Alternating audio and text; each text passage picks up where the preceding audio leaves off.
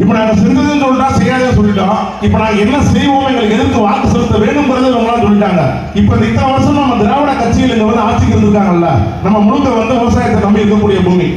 இந்த மண்ணுக்கு அவங்க எல்லாம் செஞ்சிருக்காங்கள, சும்மா அந்த ரோடு போட்டு கொடுத்தோம், அந்த இடத்துல நாங்க விளக்கறியை வச்சோம், கழிவறை கட்டி கொடுத்தோம்னா அதெல்லாம் ரொம்ப அடிப்படை தேவைகள். அது கூட இந்த காலத்துல பண்ணாம இருந்தா என்ன? நம்ம விவசாயம் பண்றோம், விவசாயம் நம்ம உற்பத்தி பண்ணக்கூடிய இந்த பகுதியில இருந்து ஒரு மா விளையுது, மாம்பழம் விளையுது, நெல் விளையுது. இதுக்கெல்லாம் ஒரு சேமிப்பு கிடங்குகள் வரைக்கும் இங்கே நமக்கு அமைச்சு கொடுத்ததே கிடையாது.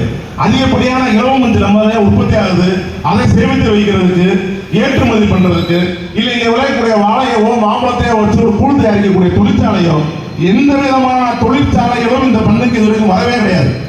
அதனாலதான் இது வரைக்கும் இருக்கக்கூடியவங்களா இடம்பெயர்ந்து போய்க்கிருக்காங்க. நீங்க சிலமலை எடுத்துக்கங்க, சிலமலையில இந்த பக்கம் மேற்கு பக்கம் இருக்கிறதெல்லாம் மண்ணில் எடுத்துக்கங்க. தோட்டம் தோற வச்சிருந்தாலும் 50 பேர் குவாரிக்காரன் கொடுத்துட்டு இருக்காங்க.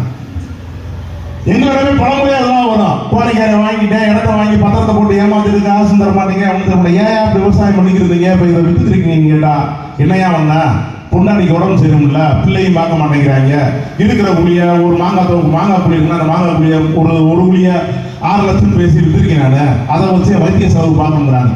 இப்ப இந்த நிலைமையிலே இது வரைக்கும் திராவிட கட்சிகள் தொடர்ந்து இந்த மண்ணை வச்சுட்டே இருக்கிறாங்க. நீங்கள் இனிமேல் இருக்கக்கூடாது, இதுக்கெல்லாம் ஒரு மாற்றம் தேவை என்பதற்காகத்தான் நாம் தமிழர் கட்சிங்க வந்து நின்றுக்கிறாங்க. அப்ப அதுக்கெல்லாம் நீங்கள் என்ன செய்யணும்னா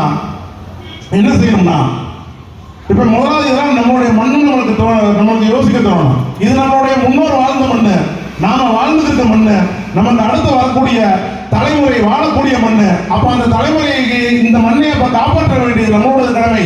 அப்ப நம்ம கடமையை நாங்களும் செய்யணும், எங்களோட சேர்ந்து நீங்களும் செய்யணும்னா நீங்க செய்ய வேண்டியது ஒண்ணே ஒண்ணுங்க, இருக்கக்கூடிய வரக்கூடிய தேர்தலில் எங்களுடைய விவசாய சின்னத்துக்கு நீங்கள் வாக்களிக்க வேண்டும்.